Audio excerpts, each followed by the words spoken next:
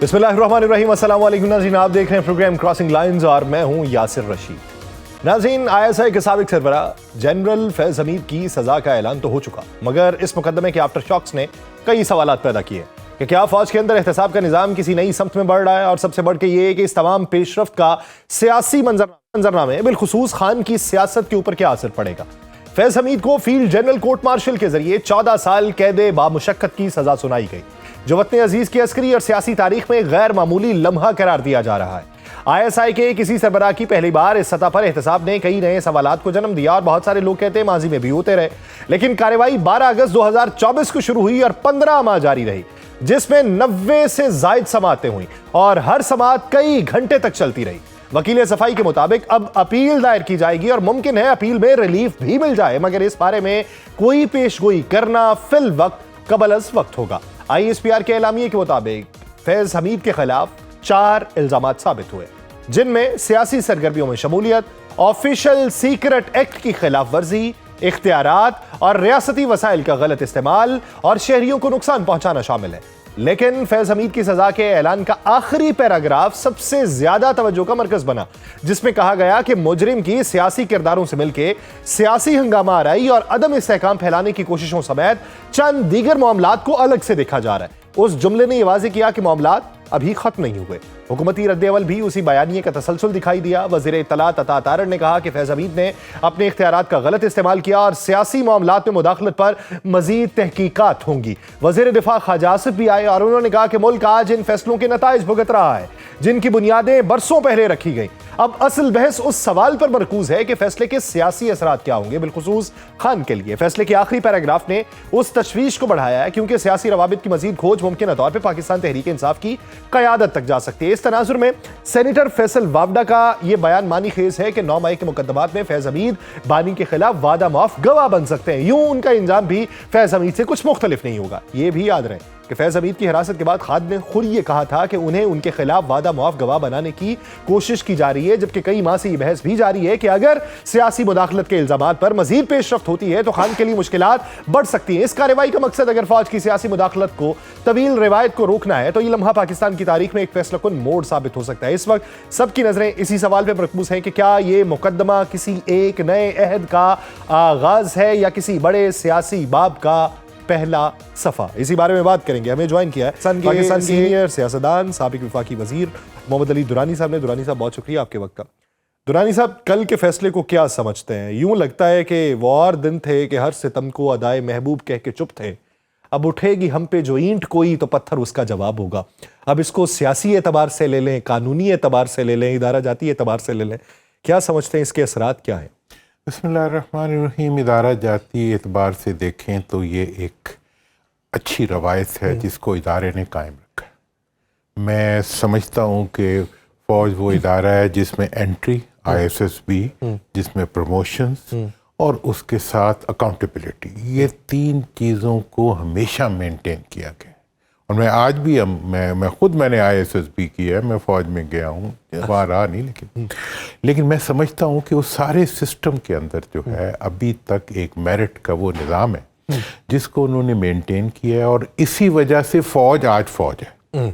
इसी वजह से 8 गुना बड़ी कुव्वत जो है वो आज आपके आगे कमज़ोर ज़ाहिर होती है।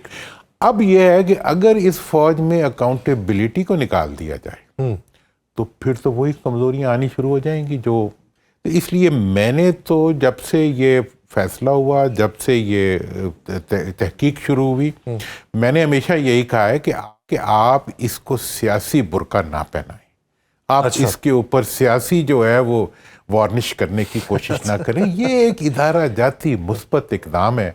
अगर किसी की प्रॉपर्टी के इशू के ऊपर कोई ज़्यादती की गई है तो क्यों ना उसकी अकाउंटेबिलिटी। सर, वो फैसला आना, सजा उसी फैसले की, यानी उस केस की, यानी उसमें देखा जाए, लेकिन जहां पे आगे वो आखिरी पैराग्राफ है, अब वो जो एक खुली किताब छोड़ी गई है, ये एक नया मौजू छोड़ा गया, उसी से बहस आगे बढ़ी है कि सियासी उमूर में मुदाखलत के हवाले से मजीद तहकीकात जारी है। अब वो क्या होगी? देखें जी, उसका मतलब ये है कि आइंदा ये जो मुदाखलत है इसके दरवाजे बड़ी टेप लगा के बंद करने की कोशिश की जा रही है, तो नहीं होनी चाहिए। मतलब कौन है जो कहेगा जी सियासी मुदाखलत होनी चाहिए? اگر ہوئی ہے اکاؤنٹیبلٹی ہونی چاہیے. 9 مئی بھی 9 مئی کو ہوئے ہوئے آج 2 سال ہو گئے, کیوں نہیں سزا دیتی حکومت؟ حکومت نے نہیں کیا تو پھر فوج کو اپنے اینڈ پہ کرنا پڑا. دیکھیں یہ باتیں جو ہیں ویسے حکومتی دمال کے لیے تو ٹھیک ہے, اچھا ہاں کہ جی ہمارا مخالف کے ساتھ اس کا تعلق تھا, کتنوں کا تعلق آپ کے ساتھ بھی تھا, تو وہ تو اب چھوڑ دیں نا, یہ ایشوز نہیں ہے.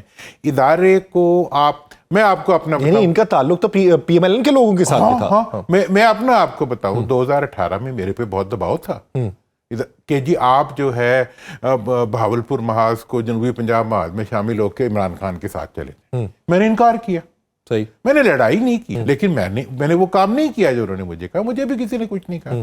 لہٰذا اس صورتحال میں سمجھتا ہوں کہ آج اس فیصلے کا ہونا اس لحاظ سے خوش آئند ہے کہ یہ ایک ادارے نے خود کیا ہے. یہ وہ انصاف کا ایک اقدام ہے اور جس کے بارے میں یہی غالب توقع ہوتی ہے کہ وہ صحیح ہوگا. اور ویسے بھی مجرم اور ملزم کے درمیان کا سفر جو ہے وہ عدالت کے علاوہ کوئی طے نہیں کر سکتا. یا اللہ کرتا ہے اور یا عدالت کرتی ہے. کسی فرد کے پاس یہ اختیار نہیں ہے کہ میں آپ کو ملزم کہوں یا آپ کو مجرم کہوں. یہ بات میں خان صاحب کو بھی کہتا, سائنے بھی کہتا ہوں کہ آپ اپنے سیاسی مخالفین کو ایکیوز تو کر سکتے ہیں لیکن انہیں مجرم نہیں کہہ سکتے. صحیح, یہی بات جو ہے یہ اب اس ادارے میں سے گزرنے کے بعد جو فیصلہ آیا وہ ٹھیک ہے, لیکن آئندہ کے لیے اس کو سیاسی طور پر جو سیاسی آخری بات کی گئی ہے وہ ایک جائز بات ہے کہ جی ابھی مزید تحقیق جاری ہے. اب اس کے اوپر نون والوں کا جو وزراء کے جو بیانات ہیں مجھے اس پہ آبجیکٹ. یعنی آپ یہ سمجھتے ہیں کہ اس کے اوپر کسی کو خدشات کا اظہار بھی نہیں کرنا اور کسی کو خوشی کے شادیانے جو ہیں وہ بھی نہیں بجانے چاہیے, احترام کرنا چاہیے عدالتی فیصلوں کا, اور پریڈکشنز نہیں کرنی چاہیے. کہتے ہیں جی اس سے مراد یہ ہے, یہ رکھا گیا ہے تو اب اس کے نتیجے میں فلاں بندہ جب یہ اس کا آرڈر آیا تھا 2 اس میں پیراگراف تھے تو ہمارے اکثر دوست کہتے ہیں جی پہلا پیرا چھوڑ دیں دوسرا پیرا پڑھیں. بھائی دوسرا پیرا کیوں پڑھوں پہلے کو چھوڑ کے؟ بھائی ایک اچھا کام ہو رہا ہے, ایک ادارہ اپنی ادارہ جاتی ذمہ داری ادا کر رہا ہے, اس کی عزت کرو, ختم. اور اس میں سے سیاست کیوں نکالتے ہو؟ نہ نکالو. اور میں یہ آپ کو اب اگلی بات بتا دوں کہ اگر یہ اکاؤنٹیبلٹی کا عمل جو ہے ایک بڑی پرابلم ہو گئی ہے کہ سول میں یہ عمل جو ہے یہ ختم ہو گیا. اب تو 28ویں اور 26ویں اور 27ویں ترمیم کے بعد تو بالکل عدالتوں کو ہر طریقے سے ختم کر دیا گیا. ایسی صورتحال میں اب احتساب کا جو بھائی ایک ڈی جی ISI کا وہ پہلے بھی ہوتے رہے ہیں لیکن یہ تو کہتے ہیں پہلی دفعہ ہوا. میں تو سمجھتا ہوں جرنیلوں کے احتساب جتنے ہوئے ہیں اتنے تو کبھی سیاستدانوں کے نہیں ہوئے. لیکن سر قید بامشقت کی سزا کا ہونا اور پھر گرفتار ہونا یہ کتنی روایات ہیں؟ دیکھیں جی یہ نہیں ہوگی روایت, وہ تو میں چیک کر کے بتا سکتا ہوں, ٹھیک ہے جی. تو روایات تو پڑھتی رہتی ہیں, غلطیاں ہوتی رہتی ہیں, روایات پڑھتی رہتی ہیں, ٹھیک ہے جی. ابھی یہ تو اچھی ایک روایت کا آپ پتہ دینا, یہ غلطی کی بات نہ کرے سر اس میں. کس کی؟ یہ والا جو فیصلہ آیا یہ تو ایک اچھی روایت والا. اچھا میں کہہ رہا ہوں اچھی ایگزیکٹلی میں یہی کہہ رہا ہوں کہ فیصلہ جو ہے وہ ایک روایت. ہم نے بری روایات کا تسلسل دیکھا تو ایک اچھی روایت ہے. اب میں تو یہ کہہ رہا ہوں کہ یہ روایت جو ہے آج پہ بھی اپلائی ہونی چاہیے, صحیح, اور سول پہ بھی اپلائی ہونی چاہیے. میں نے آج تک پاکستان کے اندر کسی بڑے ڈاکو کو سزا ملتے ہوئے نہیں دیکھی. میں 12 سال سپریم کورٹ میں بیٹھا رہا ہوں کہ سٹولن ایسٹ ریکوری کے لیے جو انٹرنیشنل فیسلٹیز ملی ہیں ان کو ان لوگوں کے بارے میں استعمال کیا جائے. مشرف صاحب کے دور میں SGS کو ٹیکنا کا فیصلہ جب ہونے لگا تو ہمارے سیاستدانوں کے بچانے کے لیے امریکہ محترم آ گیا اور اس میں سے NRO کے ذریعے ساروں کو نکال کے لے گیا. میں نے تو اپنی زندگی میں سیاستدانوں کو اور حکمرانوں کو اور بزنس مین حکمرانوں کو صرف اور صرف اپنی باہر جدادیں بناتے دیکھا ہے, باہر پیسے لے جاتے دیکھا ہے اور اس کے بعد ملک میں اقتدار کرتے دیکھا ہے. بس ان کی تو کبھی اکاؤنٹیبلٹی نہیں ہوئی. اور یہ ہمیں کہا جاتا ہے کہ یہ اکاؤنٹیبلٹی کوئی نہیں کر سکتا. اللہ کرے یہاں ہوئی ہے تو میں تو کہہ رہا ہوں آر کا ہائبرڈ نظام چل رہا ہے تو یہ ادھر بھی چلا جائے تھوڑی دیر کے تو ادھر جائے گا, ادھر کی اکاؤنٹیبلٹی کے لیے بھی چلا. اچھا ادھر جائے گا تو پھر آپ کی نظر میں صفایا کتنا ہوگا اور آپ کو باقی کیا دکھائی دے گا؟ دیکھیں مجھے تو یہ نظر آتا ہے بڑی انٹرسٹنگ چیزیں ہیں کہ میرٹ کے اوپر جب کچھ پلیسمنٹس ہوتی ہیں تو وہ توقع یہ کی جاتی ہے اس کے نتائج بھی میرٹ پہ آئیں گے. میرا تو یہ خیال ہے کہ اگر یہاں اکاؤنٹیبلٹی ہوئی ہے, میرا یہ مطالبہ ہوگا کہ جو ماضی کے حکمران ہیں اور حال کے جو حکمران ہیں ان کے جو رانگ ڈوئنگس ہیں ان کی جو بیونڈ دیئر مینس جو بشمول خان صاحب بشمول خان صاحب کو کون سا استثناء کہاں سے مل گیا کہ ان کی جو بیونڈ مینس جو ان کے ایسٹس ہیں ملک سے باہر صحیح. بلکہ میرا تو یہ مطالبہ چلا آ رہا ہے کہ جی جتنے لوگ ملک سے باہر پراپرٹیز رکھتے ہیں اور بزنس رکھتے ہیں ان کو پاکستان کی حکمرانی سے الگ کر دیا جانا چاہیے. ان کا کوئی رائٹ نہیں ہے کہ وہ پاکستان کے اندر حکمران, کیونکہ بزنس مین آ کے جب حکمران بنتا ہے تو ملک کا بزنس بیٹھ جاتا ہے, قرضوں کا بزنس اوپر چلا جاتا ہے, عوام کی جیب خالی ہو جاتی ہے, حکمرانوں کی جیب بڑھ جاتی ہے, ملک کی حیثیت ختم ہو جاتی ہے, غیر ملکی پراپرٹیوں کی حیثیت بڑھ جاتی ہے. لیکن سر یہاں پہ توضیحات کے طور پہ تو یہ بات کی جاتی ہے نا کہ اگر آپ کسی سرمایہ دار کو لے کے آئیں گے, کسی بڑے بزنس مین کو لے کے آئیں گے تو پاکستان کا بزنس گرو کرے گا. اگر آپ کسی ان پڑھ کو لے کے آئیں گے یا نا تجربہ کار کو لے کے آئیں گے تو بزنس گرو نہیں کرے گا. ہمیں تو توجہ یہی دی جاتی رہی ہمیشہ. وہ اس صورت میں نہیں کرے گا, اور اس صورت میں کرے گا اگر اسے خوف ہوگا تو, اگر اس کے لیے کوئی قانون ہی نہیں ہوگا, اگر اس کے لیے کوئی ضابطہ ہی نہیں ہوگا. آج تک مجھے کوئی جواز کوئی حکومت بتا دے کہ سوئس بینک کو ایک خط لکھا ہے آپ نے کہ ہمارے پاکستانیوں کے کیا کیا اثاثے آپ کے پاس ہے, جبکہ یو این بھی آپ کو اس کی اجازت دیتا ہے اور سوئس جو لاز ہیں وہ بھی اب آپ کو اجازت دیتے ہیں کہ آپ ڈیٹیل لے سکتے ہیں. 2012 سے سر ڈیٹیل ہی لے سکتے ہیں, پیسہ تو واپس نہیں دیں گے. وہ دیکھیں کیوں نہیں دیں گے, آپ ڈیٹیل تو لے لیں, ہمیں تو ٹھنڈ پڑے گی کہ پتہ تو چلے کیڑا کیڑا چور ہے. مطلب یہ ہے آپ اتنا بھی کرنے پہ تیار نہیں ہے. بھئی چور کو عزت تو نہ دو نا. مطلب یہ ہے کہ آپ نے یہ بھی فیصلہ کیا ہوا ہے کہ جی جو میں کہتا ہوں یہاں پہ مرغی چوری کرو پکڑے جاؤ, ہاتھی چوری کرو تو بچ جاؤ, ہاتھی پہ اوپر بیٹھ کے حکمران بن کے آ جاؤ. یہ یہاں کی ہمارا قانون ہے. تو اچھا انہوں نے ایک احتساب کی ایک روایت بنائی ہے اپنے ادارے کے اندر. اللہ کرے پاکستان کے باقی اداروں میں بھی یہ روایات. اچھا چلیں سر, رانی صاحب اسی بیچ میں ہمیں جوائن کر چکے ہیں پاکستان کے سینئر قانون دان احسن بھون صاحب. بھون صاحب بہت شکریہ آپ کے وقت کا. احسن بھون صاحب, محمد علی درانی صاحب ہیں. درانی صاحب کہتے ہیں کہ اس کو اسی پیرائے کے اندر دیکھنا چاہیے جو ادارے کا فیصلہ آیا ہے کہ ادارے نے ایک مثبت اقدام اٹھایا ہے, اس کو کسی سیاسی نقطۂ نظر کے ساتھ لنک نہیں کرنا چاہیے. آپ کیا سمجھتے ہیں کہ یہ جو کیس ہے اور اس کیس کا جو فیصلہ ہے اس کے اثرات سیاسی طور پہ بھی اثر انداز ہوں گے یا جو فیصلہ آنا تھا وہ آ چکا؟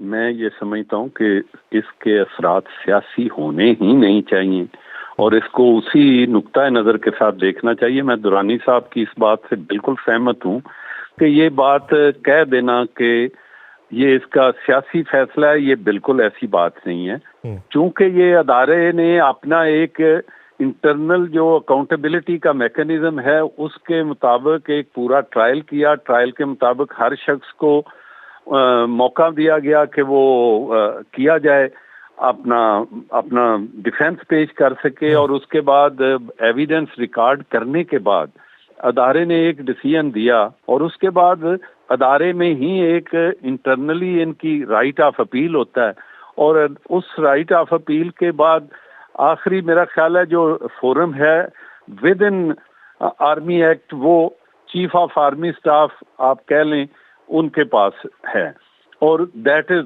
آل. سر اپیل کا مرحلہ یعنی کب تک دائر کی جا سکتی ہے, کب تک اس پر فیصلہ ہو سکتا ہے, یہ دورانیہ کتنے عرصے کا ہوتا ہے؟ دیکھیں یہ تو آرمی ایکٹ میں ہی ہے, جیسے فیصلہ آیا ہے اس کے بعد انٹرنل ہی ان کا کوئی بورڈ ہوتا ہے جس میں یہ اپیل دائر کرتے ہیں, اور دیر آفٹر ود ان 30 days جو بھی ایک ان کا میکانزم ہے اس میں چیف آف آرمی اسٹاف کے چیف کے پاس ہو سکتی ہے. اور چیف کے بعد ایک راول پنڈی کیس میں یہ ایک دیا تھا اپنا سپریم کورٹ نے کہ اس کا رائٹ آف اپیل دیا جانا چاہیے, لیکن یہ چونکہ پارلیمنٹ کا کام ہے اور پارلیمنٹ کرے, اور انہوں نے یہ آبزرو کیا تھا کہ ہائی کورٹ یا سپریم کورٹ ایک جوڈیشل ریویو جو ہے اس میں یہ چیزیں دیکھ سکتی ہیں. لیکن اسی پہ ہی ایک ججمنٹ پہلے وہ صدیقی صاحب تھے ہمارے جو کراچی والے چیف جسٹس, ان کے زمانے کی ایک ججمنٹ تھی جس میں ڈائسینٹنگ نوٹ بھی تھا, لیکن میجارٹی یہ تھا کہ یہ آرمی کے ایکٹ کے اندر جو میکانزم دیا گیا ہے اس کے مطابق ہی چیزیں چلنی چاہیے. اس لیے میں سمجھتا ہوں کہ یہ باقی چیزیں جو ہیں یہ بعد میں دیکھنے والی بات ہے. بہرحال ادارے کا جو عزت تکریم اور یہ پازیٹیو بات ہے, میں اس کو اپریشیٹ کرتا ہوں. بھون صاحب میں اس سے پہلے کہ دورانی صاحب پہ واپس جاؤں, دورانی صاحب کہتے ہیں خان کے مقدمے سے کوئی اس کا لنک شنک نہیں ہے, یہ جو خوشی منا رہے ہیں ان کی وجوہات کچھ اور ہو سکتی ہیں. آپ کیا سمجھتے ہیں کہ جس طریقے سے خان نے ماضی کے اندر یہ کہا تھا کہ وعدہ معاف گواہ بنایا جا سکتا ہے, فیصل وابڈا صاحب نے جس طریقے سے کل پرسوں بات یہ کر دی کہ انہوں نے کہا جی وعدہ معاف گواہ بنیں گے, اس کے تو اثرات پڑیں گے, تو آپ کیا سمجھتے ہیں کہ کیا اس کے ڈاٹ لنک ہو سکتے ہیں یا اس کو صرف اسی پیرائے میں دیکھا جانا چاہیے جس پیرائے میں یہ فیصلہ ہے؟ میں عرض کروں, جی یہ جو بار بار باتیں کی جاتی ہیں نا کہ اس کو اس پیرائے میں سمجھتا ہوں اسی پیرائے میں دیکھنا چاہیے جس پیرائے میں یہ کیس ٹرائی ہوا ہے. اس میں اوریجنلی ایک پرائیویٹ سیول آدمی کی کمپلینٹ ہے جس پہ سپریم کورٹ آف پاکستان نے جسٹس قاضی فائز عیسیٰ صاحب کے بینچ نے ڈائریکشن دی کہ اس کو انویسٹیگیٹ کیا جائے. یہ ٹاپ سٹی والے کیس میں اس میں ایویڈنس ہوئی, باقی چیزیں جو ہیں وہ انٹرنلی ان کے, لیکن کل ایک جو سٹیٹمنٹ خاص طور پہ جو ISPR نے دی وہ بھی بڑی دیکھنے والی بات ہے, جس میں انہوں نے کہا کہ باقی سارے کیس جو ہیں وہ جہاں جہاں ہیں پولیٹیکل فورم پہ وہ چل رہے ہیں, صرف ایک کیس ہمارے پاس ہے اور جس میں جنرل فیض حمید یا ان کے کچھ اور لوگ جنہوں نے کسی بھی حوالے سے کوئی انٹرنلی اپنے کوڈ آف کنڈکٹ کی وائلیشن کی ہے اور انہوں نے وہ ایک انتشار کا لفظ انہوں نے استعمال کیا. اگر اینٹی اسٹیٹ کوئی ایکٹیویٹی کا ایک آدھ کیس ہے تو وہ سیپریٹلی دیٹ ول بی ڈیٹ. لیکن ایک بات میں بڑی خاص طور پہ کہنا چاہتا ہوں کہ اس کیس کے فیصلے کے بعد میں سمجھتا ہوں کہ بیوروکریسی, انتظامیہ اور باقی کچھ لوگ جو گورنمنٹ کے عہدوں کی آڑ میں یہ سارا کچھ کرتے ہیں ان کے لیے ایک میسج ہے کہ جب ایک 3 اسٹار جنرل جو ہے اس کو اپنے ہی جو ایک فورم ہے انہوں نے ٹرائی کر کے سزا بھی دی ہے, اس کی پراپرٹی بھی کے حوالے سے بھی آبزرویشن دی ہیں, تو یہ ان لوگوں کے لیے میسج ہے جن کے بارے میں یہ ٹی وی پہ آتا رہا. اس یہاں تک نہیں رکنا چاہیے, یہ آگے بھی بڑھنا چاہیے اور یہ تمام اداروں کو دیکھنا چاہیے اسے پازیٹیولی, تمام اداروں کو پازیٹیولی اس کو دیکھنا چاہیے. بہت شکریہ احسن بھون صاحب اس حوالے سے اپنا وقت دینے کے لیے. درانی صاحب کیا سمجھتے ہیں پھر کہ اگر اس کو اس پیرائے کے اندر دیکھا جائے کہ بین الاقوامی منظرنامہ ہے اور اس میں گزشتہ 2 سال سے آوازیں اٹھتی رہیں مختلف مواقعوں کے اوپر, مختلف لوگوں کی طرف سے یا مختلف حکومتوں کی طرف سے یا ان کی کسی لابنگ کی طرف سے, کہ پاکستان میں پولیٹیکل وکٹمائزیشن ہوئی ہے جس کی وجہ سے خان صاحب جو ہیں یہ ادھر ہیں اور پولیٹیکل وکٹمائزیشن کرنے والے ادارہ ہیں. اب اس فیصلے سے کیا وہ جو ایک ہوا بنا ہوا ہے اس کو بیلنس بھی کیا گیا ہے, وہ ذرا نیریٹو تھوڑا سا کم ہوگا یا نہیں ہوگا؟ دیکھیں میں تو یہ بنیادی طور پہ یہ سمجھتا ہوں کہ آپ کو جب بھی انصاف کرنا ہو تو اکراس دی بورڈ کرنا چاہیے. اگر آج کی کوئی شکایات ہیں تو ان کو بھی ایڈریس ہونا چاہیے, اگر ماضی کی شکایات ایڈریس ہو رہی ہیں تو آج کی بھی ہونی چاہیے. تو یہ تو ہمارے وہ ویسے ہے نا کہ پہلے ماضی کے کیسز نمٹ لیں, پھر جو مستقبل کے ہیں وہ اگلے والے نمٹ لیں گے. میرا یہ ماننا ہے کہ پاکستان میں حقیقی اکاؤنٹیبلٹی اس دن شروع ہوگی جب آج سے ہوگی. اچھا, جب میرے ہوتے ہوئے میرا ملک کا مجرم پکڑا جائے گا تو اس وقت میرا قد بڑا ہوگا. ہمارے تو یہ کہتے ہیں نہیں آج کو چھوڑیں, 2013 کو دیکھیں, 2018 اور میں ابھی دیکھیں نا جی, ابھی آپ کہتے ہیں کہ جی میاں صاحب آئے, انہوں نے مہربانی کی, بڑا خطاب کیا, انہوں نے کہا جی ججوں کو بھی سزا ہونی چاہیے. کون سے جج کو پکڑو گے سجاد علی شاہ سے لے کے اب تک, جن کے سپریم کورٹ پہ حملے کیے ہوئے ہیں, ان کو کب پکڑو گے؟ تو مطلب یہ ہے کہ ہم تو وی ہیو گٹس کہ ہم کچھ بھی کہہ سکتے ہیں, وی ہیو گٹس کہ ہم کچھ بھی مانگ سکتے ہیں, ہم کوئی بھی ایسی بات کر سکتے ہیں جو مطلب ابھی جی یہ تو باہر تو جی سیاہ اندھیرا ہے, 12 بجے کے وقت بھی ہو سکتا ہے. تو مطلب یہ ہے کہ یوں نہ کریں.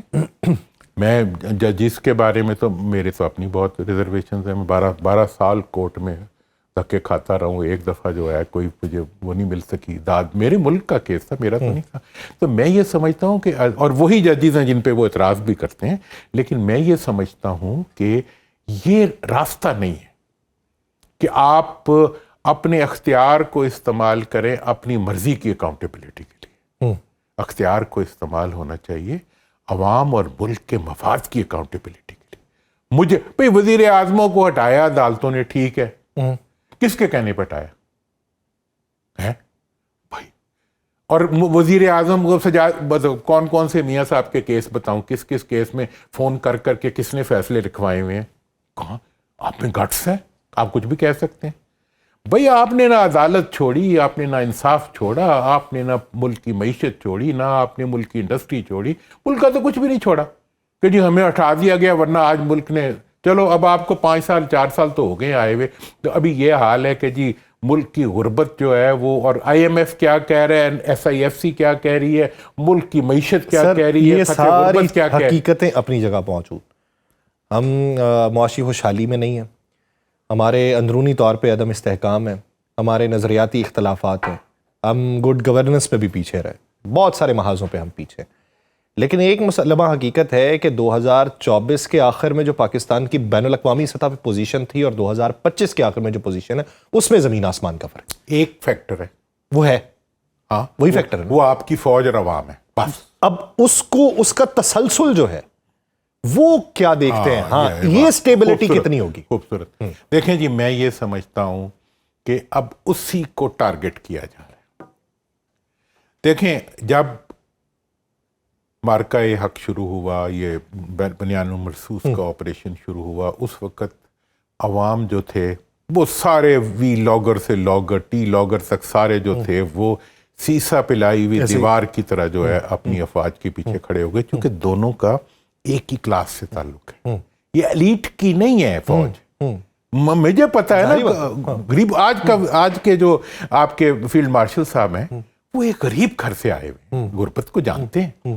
مطلب یہ ہے کہ آپ ایک غریبوں کی فوج نے غریب عوام کے تعاون سے ملک کو عزت دی، ملک کو عزت تو دے دی، اس کے بعد دورے کیے حکمرانوں نے، جتنے بھی وسائل آئے وہ حکمرانوں کے پاس آئے، قرضے حکمرانوں کے پاس آئے، اور آج یہ حال ہے کہ کھربوں روپیہ آپ کی جو اس کا ہے پاکستان کے عوام کا، جو کہ NFC ایوارڈ کے تحت صوبوں کو جاتا رہا ہے، اس کا کوئی حساب نہیں، بلدیاتی اداروں کا کوئی نظام نہیں ہے۔ آپ نے ملک کے اندر جو ہے کوئی ایسا سسٹم نہیں بننے دیا جس کے نتیجے میں عوام اقتدار میں شریک ہو سکے۔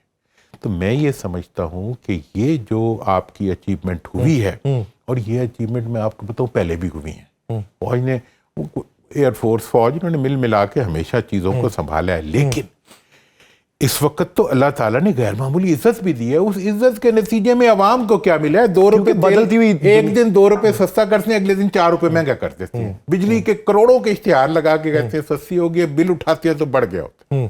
مطلب بھائی آپ کی جو IMF کہتا ہے کہ یار آپ کی اتنی GDP ہو سکتی تھی، آپ سر وہی سر مجھے بریک پہ جانا ہے، نسخہ کیمیا کیا ہے ون لائنر؟ اگر وہ دیکھیں جی، ون لائنر تو ایک ہی ہے کہ آپ نے اس ملک کو، میرا تو ایک مطالبہ ہے، 2 غلافتوں سے اس ملک کو پاک کر دیں۔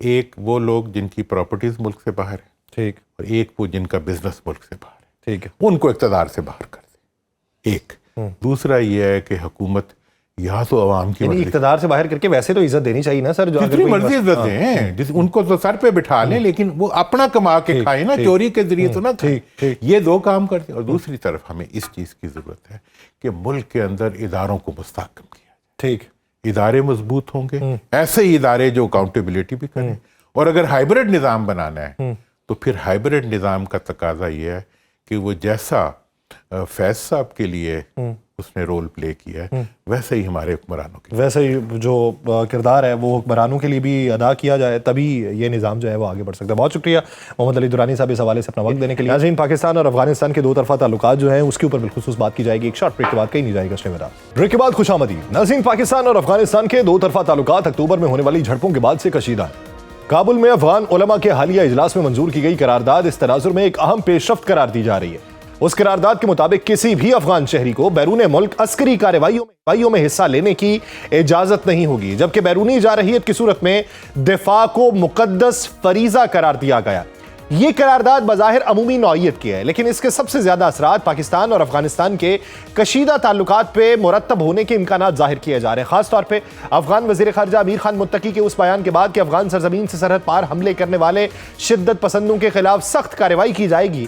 افغان علماء کا یہ اجلاس ایک ایسے وقت میں ہوا ہے جب پاکستان مسلسل یہ کہتا آ رہا ہے کہ افغان سرزمین سے شدت پسند حملے نہ صرف جاری ہیں بلکہ ان میں بتدریج اضافہ ہو رہا ہے۔ دوسری جانب اقوام متحدہ میں پاکستان کے مستقل مندوب نے سلامتی کونسل کے اجلاس میں واضح کیا کہ افغانستان سے حملوں کا سلسلہ نہ رکا تو پاکستان اپنے دفاع کے لیے تمام ضروری اقدامات کرے گا۔ اسی اجلاس میں بھارت کے مندوب نے یہ ہرزہ سرائی کی کہ پاکستان افغانستان کے خلاف تجارتی اور ٹرانزٹ دہشت گردی کر رہا ہے اور ایک لینڈ لاکڈ ملک کی رسد کے راستے بند کرنا کھلی جا رہی ہے۔ تو پاکستان نے اس الزام کو مسترد کرتے ہوئے کہا کہ بھارت کو افغانستان کے معاملے میں سیاست کرنے کی بجائے خطے میں سیکیورٹی کی صورتحال کا ادراک کرنا چاہیے۔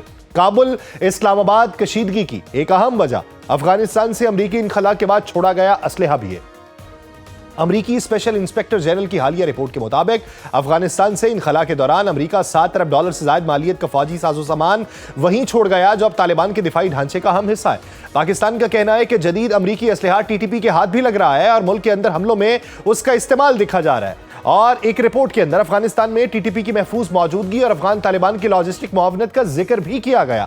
طالبان حکومت ان الزامات کی تردید کرتے ہوئے یہ موقف پیش کرتی ہے کہ دہشت گردی پاکستان کا اندرونی مسئلہ ہے اور حالیہ سرحدی جھڑپوں میں طالبان نے زیادہ تر ہلکے ہتھیار استعمال کیے، لیکن ماہرین کے مطابق امریکی ہتھیاروں کی بڑی تعداد خصوصاً لائٹ مشین گنز اور جدید رائفلز ان کے پاس موجود ہے۔ مجموعی طور پہ خطہ اس وقت ایک ایسے دوراہے پہ کھڑا ہے جہاں کابل کے علماء کی قرارداد اور افغان وزیر خارجہ کے بیان کا ایک علامتی پیش رفت کا منظرنامہ ہے، لیکن پاکستان، افغانستان اور خطے کی بدلتی سیاست میں اصل سوال یہی ہے کہ کیا یہ بیانات اور یہ قراردادیں زمینی حقائق پر کوئی بامعنی اثر ڈال سکیں گی یا نہیں ڈال سکیں گی؟ اسی منظرنامے میں بات کریں گے۔ ہمیں جوائن کیا ہے دفاعی تجزیہ کار کموڈور ریٹائرڈ خالد چشتی صاحب نے۔ چشتی صاحب بہت شکریہ آپ کے وقت کا۔ سر، افغان علماء کی جو قرارداد ہے کیا یہ واقعی کابل کی پالیسی میں کسی عملی تبدیلی کا اشارہ ہے یا پھر ہم یہ سمجھ سکتے ہیں کہ صرف علامتی نوعیت کی باتیں؟ جی، یہ بہت شکریہ یار صاحب، آپ نے انوائٹ کیا۔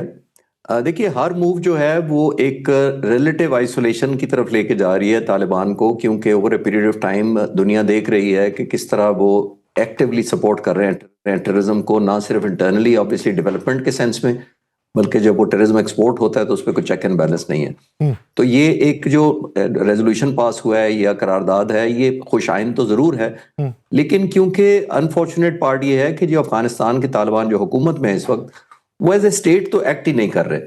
دیکھیے، وہ ایک گروپ ہے، ایک جتھا ہے، جو ایک گروپ جس کے پاس پاور ہے، وہ بنیادی طور پر ان کے فٹ سولجر زیادہ ہیں، ان کا زیادہ ایریا پر کنٹرول ہے، وہ ایک ابھی تک اس مائنڈ سیٹ سے نکلے نہیں ہیں جو ان کا سو کالڈ اسٹرگل تھا یا ٹیررزم تھا یا گوریلا وارفیئر تھا۔ جب تک وہ نہیں ہوتا، اسی وجہ سے آپ نے دیکھا کہ وہ اپنی گورننس پر فوکس نہیں کرتے، وہ انٹرنیشنل ایڈہیر نہیں کرتے رولز اور کسی ریگولیشن پر، وہ اپنی کیپیسٹی لوگوں کو نہیں دکھاتے دنیا کو کہ ہم کچھ کرنا چاہتے ہیں، ہم بہتری کی طرف چاہتے ہیں، اور انہی وجوہات کی بنا پر دنیا انگیج نہیں ان کو کر پا رہی۔ ایون لاسٹ ٹائم 1996 میں 1996 سے لے کر 2001 تک جب ان کی حکومت تھی تو 3 ملکوں نے ان کو فارملی تسلیم کیا تھا، پاکستان، یو اے ای اور سعودی عرب۔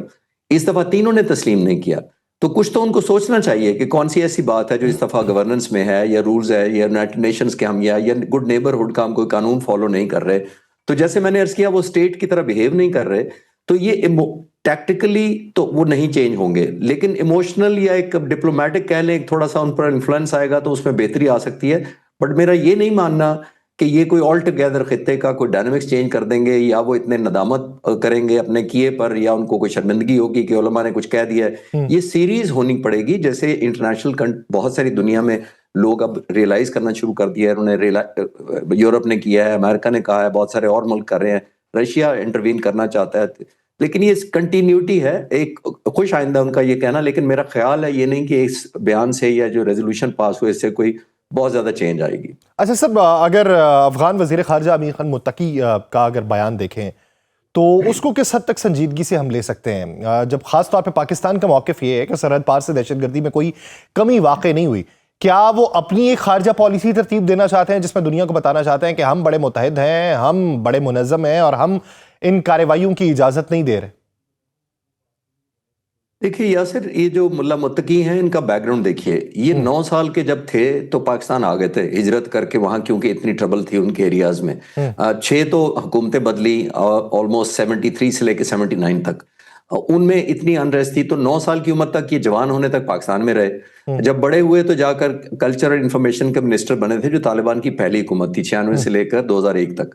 تو اب آپ دیکھیے، ایک طرف ان کی یہ لائلٹی تھی یا ایک سیکنڈ ہوم تھا پاکستان کا، لیکن جب ہندوستان گئے تو انہوں نے وہ بیانات دیے کہ پاکستان ہم پہ مداخلت کر رہا ہے, ہم پر حملہ کرے گا, تو وہ سوویت یونین کا حال دیکھ لے, وہ برٹش کا حال دیکھ لے 1800 اور 1900 میں, اور وہ امریکہ کا حال دیکھ لے. تو میں اکثر ان کے شان میں عرض کرنا چاہتا ہوں کہ دیکھیے ان سب کا جو آپ کہہ رہے ہیں برٹش, رشین یا سوویت یونین یا امریکن, انہوں نے آپ کی زمین پر قبضہ کیا تھا, انہوں نے آپ کے کنٹرول کر لیا تھا آپ کر. ہم نے تو آپ کو اپنی زمین دی تھی بجائے آپ کو قبضہ کرنے کے. تو ہم تو 45 سالوں سے ہوسٹنگ کر رہے ہیں, میزبان ہیں, 30 لاکھ سے زیادہ مہاجرین ہیں, ان کو ہم نے گھر دیے ہیں, اپنے اسکول دیے ہیں, اپنے میڈیکل فیسلٹی دی ہیں, اپنا کاروبار دیا ہے. تو آئی تھنک ان کو ریئلائز کرنا چاہیے, لیکن کیونکہ شاید ٹیمپٹیشن بہت زیادہ ہے اس وقت ہندوستان کی طرف سے, تو وہ ایک کارگر ہو نہیں پا رہی. سر اگر وہ یہ کہہ رہے ہیں, اشارہ دے رہے ہیں کہ ہم ان کے خلاف کارروائیاں کریں گے اور کسی حد تک ان کو روکنے کی کوشش کریں گے, تو آپ سمجھتے ہیں کہ اس کا عملی میکانزم بھی ان کے پاس موجود ہوگا؟ دیکھیے میرا نہیں خیال یہ پریشر کوئی ریلیف جس کو کہتے ہیں نا, ایک آف سیٹ کر رہے ہیں پریشر کو, اس کی ریزن یہ ہے کہ اگر ایسا ہوتا تو وہ ایک ایگریمنٹ کر لیتے. دوسری بات یہ ہے کہ اگر ایسا ہو تو ان کو سب سے زیادہ خطرہ اپنے سروائیول کا پڑ جاتا ہے حکومت کا, کیونکہ وہ پاور گروپس ہیں. میں ابھی تھوڑی دیر پہلے کہہ رہا ہوں پاور ہبز ہیں, جس کے بعد طاقت ہے وہ دوسرے کو پش اینڈ پل کرتا رہتا ہے. ان کو یہ بھی خطرہ ہے کہ اگر ہم کمپرومائز کر جائیں یعنی ایگریمنٹ میں چلے جائیں پاکستان کے ساتھ, تو پھر ہمیں ایک میئربل کوئی چیز دکھانی پڑے گی نا, ٹینجبل, جس کو ناپا جا سکے کہ آپ نے میئر کیے ہیں کہ نہیں کیے. بیانات سے تو نہیں ہوتا. ایک بات, ان کو سب سے بڑا خطرہ یہ بھی ہوگا کہ اگر انہوں نے کوئی ایسا اتحاد قائم کیا خود پاکستان کے ساتھ یا کسی دوسرے ملکوں کی دوستی میں, اگر یہ انڈرسٹینڈنگ ڈیولپ کر لی, تو پھر سب سے زیادہ انٹرنل جو دوسرے گروپس ہیں جو 20-22 کے قریب ہیں, ان میں سے کچھ گروپ کٹھے ہو کے ان کو اوور تھرو کر سکتے ہیں. تو ان کا اپنا سروائیول بھی ہے. جہاں تک بیان ہے بہت پازیٹیو ہے, ہونا چاہیے, ہم تو خواہش مند ہیں, اور میں تو ڈے ون سے ہر میڈیا ٹاک میں یہی کہتا ہوں کہ دیکھیے ہمارا یہ obligatory ہم نے ایکشن کیا ہے, ہم نے جو اسٹرائکس کی ہیں وہ نہ چاہتے ہوئے کی ہیں, ہم بائی چوائس نہیں کر رہے تھے, کیونکہ ہم چاہیں گے ہی نہیں کہ ہم ایسٹرن سائڈ پر ایک طرف ہم انگیج ہیں اور ویسٹرن سائڈ پر خود انگیج کر لیں, تو ایسا تو ہم نہیں چاہیں گے. لیکن ہم نے یہ نیو نارمل بھی نہیں بننے دینا تھا. سینکڑوں جنازے اٹھائے پچھلے 4-5 اپنے سالوں میں, کتنی دہشت گردی بڑھی ہے, تو ہم نے وہ میسج دینا بھی ضرورت تھا. یہ ویسے سب کچھ خوش آئندہ ہے, لیکن دیکھنا پڑے گا کہ یہ مٹیریلائز ہوتا ہے اور اس کی شکل کیا ہے. ایکشنیبل انہوں نے یہ اناؤنسمنٹ کی ہے, یا صرف ہمیں جیسے کہتے ہیں کہ ایک دنیا میں کیونکہ ریلیٹیولی آئسولیٹ ہو رہے ہیں, ایک پریشر بلڈ ہو رہا ہے, تو انہوں نے اپنے آپ کو ایک ریسپانسبل اسٹیٹ بتانے کی کوشش کی. اچھا سر, آپ نے جب دیگر آپشنز کی, پاکستان کو چھوڑ کے دیگر آپشنز کو اویل اگر کرنا چاہیں, بھارتی مندوب ہے وہ تجارتی اور ٹرانزٹ دہشت گردی کی بات کرتے ہیں اور اس کا الزام پاکستان پہ لگاتے ہیں. اب جب یہ دوسرے آپشنز اویل کر رہے ہیں اور پاکستان کی طرف توجہ نہیں دے رہے, یا پاکستان کے جو مقاصد ہیں, پاکستان کی جو سفارشات ہیں یا تحفظات ہیں, ان کو دور کرنے کی بات نہیں کرتے, تو کیا پھر بھی ہمارے اوپر اقتصادی اور جو اس کی لینڈ لاک پوزیشن ہے اس کو دیکھتے ہوئے کوئی اخلاقی فرض بنتا ہے, یا پھر وہ اخلاقی فرض ختم ہو جاتا ہے یہ ساری صورتحال؟ دیکھیے اخلاقی فرض تو ہم اتنے سالوں سے پورا کر رہے ہیں. جو پچھلے سوال کے جواب میں نے کہا, ابھی بھی جب یہ ہم نے بند نہیں کی تھی سرحد, تو آپ ڈیٹا نکال لیں 20 سے 30 ہزار گاڑیاں افغانستان سے اور پاکستان کے درمیان ٹریول کرتی ہیں روزانہ کی بنیاد پر. اب آپ دیکھیے یہ کسی ملک کے بارڈر پہ چیک کریں اتنا ہوتا ہے, ایسا نہیں ہوتا. یہ تو آلموسٹ ہمارا ان کے لیے یہ سیکنڈ ہوم تھا, یعنی ایگریکلچر پہ ہمارے لیے ہمارے پاس ڈیپینڈنٹ تھے, ٹیکسٹائل, میڈیسن, ٹیکنالوجی, کون سی چیز نہیں تھی جو پاکستان نہیں سپلائی کر رہا تھا. آلموسٹ 60 to 70% ٹریڈ ان کا ہمارے پہ ڈیپینڈنٹ ہے. تو ہم نے تو بہت لحاظ کیا. ہم جب بھی کرتے ہیں اسٹرائکس تو ہم نے کی نہیں تھی کبھی. جب بھی ہمیں ان سے گلا ہوتا ہے یا ہم ان کی امیگریشن سخت کر دیتے ہیں, ہم کہتے ہیں جی افغان جو یہاں رہ رہے ہیں مہاجرین, ہم ان کو نکال دیں گے اور بارڈر پر سختی کر دیں گے. یہ پہلی دفعہ ہم نے پروہیبٹیو اسٹرائک امپوز کی ہیں, اور وہ بھی میں اکثر بات کرتا ہوں کہ ہم نے انفارچونیٹلی 2016 تک تو ویزا ہی انفورس نہیں کیا ہوا تھا, یعنی کوئی فارمل پاسپورٹ کی کوئی ویلیڈیٹی نہیں تھی 2016 سے پہلے تک, اور میں 9 سال پرانی باتیں کر رہا ہوں. تو ہم نے تو اوور دا ایئرز اتنا لحاظ کیا ہے کہ ہم نے تو آپ کو 20 سے 30 ہزار گاڑیاں آنے دیتے ہیں, 60 سے 70% آپ کا ٹریڈ ہمارے ساتھ تھا, ویزا ریسٹرکشن کی کوئی پابندی نہیں تھی, آپ پرمٹ شرمٹ لے کے ٹریڈ آف کرتے تھے. تو اتنا زیادہ کون سے ملک نے, جو نیبرہڈ کا کوئی بھی ملک ہو جس نے ٹربلسم اس دور میں اس کے ساتھ انگیج کیا ہو, افغانستان کسی نے کیا ہے, ایران نے یا ناردرن الائنس کی جتنی یا نارتھ کی طرف جتنی اسٹیٹ ہے سینٹرل ایشین, کسی نے بھی نہیں کیا. تو ہم تو پہلے ہی آؤٹ آف دا وے کر چکے ہیں, اینڈ آئی ہوپ ان کو یاد رکھنا چاہیے اور اللہ کرے کہ ان کو یہ گڈ سینس پریویل کرے. لیکن جیسے میں نے کہا کہ ہم ایک چیز, آخری بات اس پہ موسٹ امپورٹنٹ ہے یاسر صاحب, کہ ہمیں افغانستان کے لوگوں کو یہ ضرور ریئلائز کرانا چاہیے کہ جتنا ٹریڈ سسپینڈڈ ہے, اگر ان کو دوائیاں نہیں پہنچ رہی, خوراک ٹائم پہ نہیں پہنچ رہی, تو ہمارا کیا نہیں ہے, یہ ان کی حکومت کی پالیسیاں ایسی ہیں جس کی وجہ سے ان کو یہ جس کو کہتے ہیں ہارڈ شپ یا ٹف ٹائم فیس کرنا پڑ رہا ہے. اچھا آپ کیا سمجھتے ہیں، ایک تو آپ نے کہا کہ یہ بین الاقوامی قبولیت ہے جس کی وجہ سے انہیں تھوڑا سا سرنڈر کرنا پڑ رہا ہے، کیا اس میں وہ عنصر نہیں ہے کہ جہاں پہ آپ پاکستان کے آپشن کو سیکنڈ پہ رکھیں یا پاکستان کے آپشن کو بند کر دیں اور آپ بھارت کی طرف رجوع کریں، وہ چابہار کا آپشن آپ کو دے، چابہار کے آپشن میں آپ کو ٹریولنگ زیادہ پڑے، آپ کو فریٹ چارجز زیادہ پڑے، اور پھر آپ کو یہ معلوم پڑے اس تجربے کے بعد کہ نہیں یہ ہمارے لیے پائیدار راستہ نہیں ہو سکتا، اس کے بعد جا کے آپ تھوڑا سا ڈاؤن ہوئے ہو، کیا یہ فیکٹر ہو سکتا ہے یا پھر فیکٹر وہی ہے جو آپ پہلے ڈسکس کر چکے ہیں؟ یہ ڈیفینیٹلی فیکٹر ہے. دیکھیے 60-70% کو جو پاکستان سے ڈائریکٹ آپ جسٹ کراس اوور 20-30 ہزار گاڑیاں جو میں کہہ رہا ہوں روزانہ جاتی ہیں، اس کی نسبت آپ نوز کریں کہ اگر سمندر کا راستہ استعمال کرتے چابہار استعمال ہوتا ہے. چابہار تو آلموسٹ امریکن نے ابھی خالی کرا لیا تھا انڈیا سے جب یہ سارا کانفلکٹ ہوا تھا ایران اسرائیل کا. وہ خالی کرانے کے بعد ان کو انڈیا کو 6 مہینے ایکسٹینشن ملی ہے چابہار پر کام کرنے کی. وہ ظاہر ہے ہمیں فیور نہیں کر رہی، اور وہی ان کو شاید گمان ہے کہ یا وہم ہے یا خوش فہمی ہے کہ کیونکہ انڈیا کو ابھی یہ ایک پورٹ ملی ہوئی ہے جس پر وہ کام کر رہے ہیں، اور انڈیا ہی یہ پریشر ڈال رہا ہے ان پر کہ اگر آپ کو نہیں ادھر سے ٹریڈ تو ہم چابہار سے دیں گے. چابہار بھی اس لیول کا آپریشنل نہیں ہے، پھر آپ نے ایران کے اندر سے گزرنا ہے، اتنا بھی آسان نہیں ہے، اور بہت مہنگا پڑے گا یہ ٹریڈ. جتنا پاکستان سے گاڑیاں جس کا میں کہہ رہا ہوں کہ روزانہ کی بنیاد پر آتی جاتی ہیں، وہ کہیں زیادہ سپلائی ایشورڈ ہے، اکنامیکل ہے، ٹائم سیونگ ہے. جبکہ ادھر سے جب جائیں گے تو آپ خود بھی دیکھ لگتے ہیں وہ روٹ اتنا لمبا پڑتا ہے، مہنگا پڑتا ہے، ٹرسٹڈ بھی نہیں ہے. اور پھر جیسے میں نے کہا اس میں ایران کا کانسیپٹ بھی ہونا ضروری ہے، امریکہ بھی شاید پسند کرے یا نہ کرے، بہت سارے ایلیمنٹ ہوں گے. لیکن آبویسلی انڈیا تو اپنا کارڈ کھیل رہا ہے اور وہ اس کو شور کرا رہا ہے کہ مسئلہ ہی کوئی نہیں ہے، ہم آپ کو کمپنسیشن کر دیں گے. تو سر ایک آخری سوال، آپ سمجھتے ہیں کہ افغانستان کے معاملے میں ایک گارنٹر کا ہونا ضروری ہے؟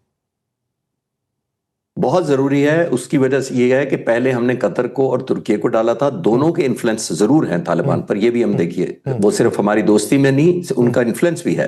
اچھے سینس میں اس کو استعمال کریں تو ظاہر ہے وہ گارنٹیر بن سکتے ہیں. لیکن میرا خیال یہ ہے کہ ہمیں اب بڑھانا چاہیے یہ سرکل آف فرینڈز، جس کا مطلب یہ ہے کہ پہلے ہم 2 دوستوں کے ساتھ چلے گئے تھے، دنیا شاید اس طرح تکلیف محسوس نہیں کرتی. امریکہ میں 2 سولجرز پر حملہ ہوا تو امریکنز کو لگا کہ اچھا افغانی جب اس طرح کی دہشت گردی ہوتی ہے. ابھی ہمیں، میرا ماننا یہ ہے، ہمیں کوشش یہ کرنی چاہیے ڈپلومیٹک فرنٹ پر پوری زور لگانا چاہیے، اور رشیا کو، چائنا کو، سعودی عرب کو، ان ملکوں کو بھی ڈالنا چاہیے. ایک تو بہتر آپ ڈپلومیٹک آئسولیشن کریں گے. ہماری آلریڈی ایک اسینڈنسی بنی ہوئی ہے ان ملکوں کے، اور لوگوں نے ریلائز کیا ہے کہ پاکستان نے انڈیا کے خلاف مئی میں بھی بڑا کچھ کہا تھا کہ ہم تعاون کرنے کو تیار ہیں، ہم جنگ نہیں چاہتے. ان کو بھی یہی کہہ رہے ہیں. اور میں آپ کو اشور کرا رہا ہوں کہ جتنی سٹرائکس ہوئی تھی ابھی کچھ ہفتے پہلے، وہ کمپلسریلی ایک آبلیگیشن تھی. یہ نہیں تھا کہ ہم نے کوئی انجوائے کیا تھا یا کوئی سیلیبریٹ کیا تھا وکٹری کو، یا سکسیس ریٹ پر ہم خوش تھے. اور یہ بھی میں آخری بات ایک امپورٹنٹ بتاتا چلوں کہ 100 کے قریب اگر ٹارگٹ ڈیلیبریٹ ہوئے تھے، جو ہمارے پاس ڈیٹا تھا، ان کی کوارڈینیشن ہمیں ہے تھا، ان کی فوکس، ان کی ہائیڈ آؤٹس پتہ تھے، 100 میں سے آلموسٹ 5 یا 10 صرف اپروو ہوتے تھے، صرف جن کو ٹاک آؤٹ کیا گیا تھا. یعنی اتنا ریسٹرین کیا تھا پاکستان نے اس وقت بھی، ہم چاہتے نہیں تھے کہ ایسکلیٹ کرے. تو اس کی ریئلائزیشن ان میں آ جائے جتنا اچھا آ جائے. بیکاز اکثر آخری بات امپورٹنٹ یا صاحب اس کے اوپر یہ ہے کہ دیکھیے ہمارے پاس پوزیشن بہت سٹرونگ تھی ملٹری کی، اور جس سائیڈ کے پاس ملٹری کی پوزیشن زیادہ سٹرونگ ہوتی ہے، یعنی پوزیشن یا پاور ٹو ہرٹ زیادہ ہوتی ہے، اس کے پاس پاور ٹو نیگوشیٹ بھی زیادہ ہوتی ہے. پاور ٹو نیگوشیٹ بھی زیادہ ہوتی ہے، تو اسی لیے ٹیبل ٹرن ہم کر سکتے ہیں، اپنا جو مقدمہ ہے وہ پیش کر سکتے ہیں، اور جو فرینڈز کا سرکل ہے اس کو مزید بڑھانا چاہیے، جس میں چائنا، رشیا اور سعودی عرب کو بھی انوالو کرنا چاہیے. بہت شکریہ اس حوالے سے خالد چشتی صاحب اپنا وقت دینے کے لیے. ناظرین دیگر ایشوز پہ بات کریں گے ایک شارٹ بریک کے بعد، کہیں نہیں جائے گا، اسٹے ود اس. بریک کے بعد خوش آمدید. ناظرین بنگلہ دیش نے پہلی بار واضح طور پہ یہ اشارہ دیا ہے کہ وہ بھارت کی عدم دلچسپی کے باوجود پاکستان کے ساتھ مل کے جنوبی ایشیائی علاقائی تعاون کی تنظیم ساک کو دوبارہ فعال بنانے کے لیے تیار ہے. ڈھاکہ کی قیادت کا یہ موقف خطے کی سیاست میں ایک اہم موڑ تصور کیا جا رہا ہے، کیونکہ اب تک یہ خیال غالب تھا کہ بھارت کے بغیر کوئی علاقائی اتحاد ممکن نہیں. بنگلہ دیش کے مشیر خارجہ توحید حسین نے کہا کہ اسٹریٹجک اعتبار سے پاکستان کے ساتھ علاقائی بلاک میں شمولیت بنگلہ دیش کے لیے ممکن ہے. اور ان کا یہ بیان ڈیپٹی وزیر اعظم و وزیر خارجہ اسحاق ڈار کے اس حالیہ تبصرے کے پس منظر میں ہے جس میں انہوں نے کہا تھا کہ پاکستان، چین اور بنگلہ دیش پہ مشتمل علاقائی بلاک بنانے کے حوالے سے ابتدائی پیش رفت شروع ہو چکی ہے. نیا علاقائی بلاک یا سارک کو فعال بنانے کے اشارے گزشتہ چند ماہ میں دونوں ممالک کے درمیان ہونے والے اعلیٰ متعدد ملاقاتوں کے درمیان طے پائے. वज़ीर आज़म शहबाज शरीफ और बांग्लादेश के chief adviser doctor Mohammad Yunus के दरमियान होने वाली नशिस्तें, वज़ीर ख़ारजा इसहाक डार का ढाका का दौरा और वहां बांग्लादेशी क़यादत से तफसीली मुशावरत, ये सब वो अमामिल थे जिन्हें अब इस नई पेशरफ्त के इब्तदाई मराहिल के तौर पर देखा जा रहा है। इस वक्त अगरचे भारत के बगैर सार्क की तश्कील नौ का वाज़ेह तौर पर जिक्र नहीं किया गया था, ये अब वाज़ेह हो रहा है कि बांग्लादेश भारत के रवैये से मायूस होकर खित्ते के अंदर नई स्ट्रेटजी तश्कील देने पर गौर कर रहा है। 2016 में उड़ी हमले के बाद भारत ने अचानक सार्क से दूरी इख्तियार कर ली और तब से यह इलाकाई फोरम मुकम्मल तौर पे गैर फाल है। भारत की यही हठधर्मी और इलाकाई ममालिक के दरमियान बढ़ती हुई इक्तसादी और सियासी जरूरियात अब जनूबी एशिया को नए नुक्ता आगाज तक ले आई है। बांग्लादेश का ताजा ऐलान दरअसल उसी बदलते हुए फ्रेमवर्क का हिस्सा है, जिसने वाज़ेह तौर पर यह कहा कि भारत की अदम शमूलियत के बावजूद सार्क की कोई नई महदूद या मरहलावार शक्ल कायम की जा सकती है। अगर इस इम्कान को मौजूदा तनाजुर में रख के देखा जाए तो जनूबी एशिया की तारीख से भी इसकी तायीद मिलती है। जनूबी एशिया में इलाकाई ताउन का तसव्वुर 1950 की दिहाई में उभरा, मगर उसे अमली शक्ल 1985 में ढाका सरबराही इजलास में मिली, जिसमें पाकिस्तान, भारत, बांग्लादेश, श्रीलंका, नेपाल, भूटान और मालदीव ने दस्तखत किए। 3 दहाइयों में 18 इजलास हुए, मगर पाकिस्तान और भारत के तनाज़ात ने अक्सर इस इदारे को मफलूज किए रखा। 2014 के बाद भारतीय रवैये ने इसे तकरीबन मुर्दा कर दिया।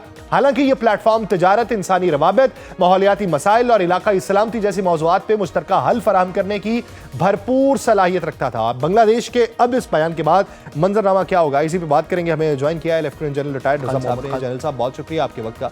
जनरल साहब, बांग्लादेश की तरफ से इस इम्कान का जाहिर किया जाना कि एक नया ब्लॉक या सार्क को दोबारा फाल किया जा सकता है, ये तजारती एतबार से, मुआशी एतबार से, सिफारती एतबार से और खित्ते के एतबार से किस हद तक अहम है? जी, बिस्मिल्लाहिर्रहमानिर्रहीम। आई थिंक इस तरह की जो थॉट प्रोसेस है वो पूरे साउथ एशिया के लिए एक इनकरेजिंग डेवलपमेंट है, इसलिए कि इंडिया ने सार्क को हर तरह से सबोटाज करने की कोशिश की है, उसको स्टिमाइट करने की कोशिश की है, और इंडिया की हठधर्मी की वजह से दूसरे ममालिक भी इससे खातिर खा फायदा नहीं उठा सके। तो ये इंडिया के अलावा सार्क में जितने भी दूसरे ममालिक हैं उनके हुकूमतों के अंदर, उनके अवाम के अंदर एक मायूसी और एक फ्रस्ट्रेशन पाई जाती है, और उनको समझ नहीं आती कि इंडिया ने इतने एक अहम किस्म की जो रीजनल कोऑपरेशन का एक अपॉर्चुनिटी उसको ज़ाया करने की वो क्यों कोशिश करता है। तो अगर पाकिस्तान, बांग्लादेश और चाइना और उसके साथ दूसरे इलाकाई ममालिक, खुसूसन इंडियन ओशन में या सब कॉन्टिनेंट में या पैसिफिक की एरिया में अगर ऐसा कोई मुआहिदा करते हैं जिससे उन ममालिक को फ़वाइद हासिल हो, खुसूसन तिजारत के मद में और उनके नेशनल सिक्योरिटी के मद में, तो मैं समझता हूँ कि इससे बड़ी बात, अच्छी बात और क्या हो सकती है। उसको मेरे ख्याल में सारी दुनिया इसको सपोर्ट करेगी, और आजकल ज़माना ही इस बात का है कि एक दूसरे के ऊपर डिपेंडेंस है। कोई मुल्क अगर समझता है कि वो बाकी दूसरे ममालिक से वो इंडिपेंडेंट है और उसको उसकी ज़रूरत नहीं है, तो ये मेरे ख्याल में उनकी नादानी है। अगर समझा देखा जाए तो भारत एक बड़ा मुल्क है, उसकी मईशत भी बड़ी है। सार्क के प्लेटफॉर्म्स पे अगर ममालिक का अहाता किया जाए तो उसमें भारत जो है बड़े ममालिक के अंदर शुमार होता है कि जिसकी राय भी गालिब होती थी। क्या ये मुमकिनात में से है कि भारत को उसमें से माइनस करके उस फोरम को मजीद बहाल किया जा सकता है, या फिर जो नए ब्लॉक्स बन रहे हैं उसके मद्दे मुकाबले एक नया ब्लॉक तश्कील दिया जा सकता है? देखिए, मैं समझता हूँ कि सार्क जो है ना एक डेड ऑर्गेनाइजेशन है, और मेरे ख्याल में उसको फिर फाल करने की जरूरत शायद नहीं है। वो एक ऑप्शन हो सकता है कि माइनस इंडिया, अगर बाकी ममालिक इसके ऊपर राजी हैं, लेकिन ये है ना कि ऐसे ममालिक इसमें हैं जैसे भूटान है, नेपाल है, और दूसरे ऐसे ममालिक हैं जो कि डायरेक्टली उनकी मजबूरी की वजह से इंडियन इन्फ्लुएंस के साथ जुड़े हुए हैं। तो ये बहुत मुश्किल हो जाएगा। इसलिए जो दूसरा ऑप्शन है कि एक नया ब्लॉक तश्कील दिया जाए, इसमें बहुत सारे ममालिक शामिल होने के लिए तैयार होंगे, इसलिए कि चाइना उसका हिस्सा है, تو یہ میرے خیال میں ایفرٹ جو ہے میں سمجھتا ہوں کہ زیادہ کامیاب ہوگی. اچھا سر، اگر ابھی ہم تو بنگلہ دیش کے بارے میں بات کر رہے ہیں نا کہ بنگلہ دیش کی طرف سے خوش آئند تجویز ہے اور خوش آئند اقدام ہے، لیکن ہمیں یہ بھی دیکھنا ہے کہ عبوری حکومت ہے وہاں پہ، تو عبوری سیٹ اپ کی طرف سے جو فیصلہ ہو رہا ہے یہ مستقبل میں جا کے تبدیل اگر ہو گیا تو پھر کیا ہوگا؟ تو کیا آپ یہ سمجھتے ہیں کہ یہ تبدیل ہو سکتا ہے، یا پھر آپ کو یہ لگتا ہے کہ جو ٹرن ایک پولیٹیکل آ گیا ہے بنگلہ دیش کے اندر، یہ ٹرن اسی سمت میں ہوگا کوئی بھی حکومت ہو؟ تو دیکھیے بات یہ ہے کہ بنگلہ دیش کی جو عوام ہے وہ ابھی جان گئے ہیں کہ ماضی میں انڈیا کی وجہ سے جتنا نقصان ہوا ہے، جہاں پہ چاہے وہ ان کی اکانومی میں ہوا ہے یا ان کی جو پولیٹیکل سٹیبلٹی میں ہوا ہے، ان کی جو نیشنل سیکیورٹی میں ہوا ہے، جو ماضی کی حکومتیں تھیں وہ ان کی عوام کا ان کے ساتھ کوئی تعلق نہیں تھا. وہ تو اپنے رول کو پرپیچویٹ کر رہے تھے، اور وہ تو 1971 آنورڈ جو ہے انڈیا کی ڈکٹیشن لے رہے تھے. تو وہاں کے عوام جاگ گئے ہیں، اور وہ ابھی یہ چاہتے ہیں کہ ان کی حکومت بھی پاکستان اور دوسرے مسلم ممالک کے ساتھ، OIC بلاک کے ساتھ، چائنا کے ساتھ اپنے تعلقات کو بہتر کریں تاکہ عوام کو فائدہ ہو اور بنگلہ دیش کو بھی فائدہ ہو. تو میں سمجھتا ہوں کہ انٹرم گورنمنٹ تو ہے، جب بھی وہاں پہ ایک پرماننٹ گورنمنٹ آئے گی تو اسی پالیسی کو وہ لے کے چلیں گے جو بنگلہ دیش کے عوام چاہتے ہیں، اور جس سے بنگلہ دیش کو بھی فائدہ ہو. اور میں سمجھتا ہوں کہ یہ جو ابھی تک تو ٹرائلیٹرل ایک ایفرٹ ہے، یہ مزید بڑھ سکتی ہے. اور ویسے بھی دیکھیں بنگلہ دیش نے چائنا کے BRI میں بہت سارے پروجیکٹ میں شمولیت کا اعلان کیا ہے. کچھ میں تو وہ فزیکلی پریکٹیکلی پچھلی حکومت میں بھی اس کا حصہ تھا جس پہ انڈیا ناخوش تھا. اب میں سمجھتا ہوں کہ وہ بہت آسان ہو جائے گا، اور پاکستان کے علاوہ بنگلہ دیش بھی BRI کا ایک پریکٹیکل ایک ممبر بنے گا. تو اس سے میرے خیال میں علاقے کی جو اکنامک سچویشن ہے وہ بھی بہتر ہوگی، اور جو سیکیورٹی سچویشن ہے وہ بھی سٹیبلائز ہوگی. ٹھیک، مجموعی طور پہ اسی اتحاد سے پاکستان کی معیشت بھی بہتر ہوگی، علاقے کی معیشت بھی بہتر ہوگی، اور سیکیورٹی صورتحال جو ہے وہ اس بانڈنگ کے ذریعے مزید مضبوط ہو سکتی ہے. ٹھیک، بہت شکریہ لیفٹیننٹ جنرل ریٹائرڈ رضا محمد خان صاحب اس حوالے سے اپنا وقت دینے کے لیے. ناظرین، پروگرام کا وقت ختم ہو جاتا ہے، مجھے دیجیے اجازت. آپ سے ملاقات ہوگی کل کے روز. اپنا بہت سا خیال رکھیے گا. اللہ نگہبان.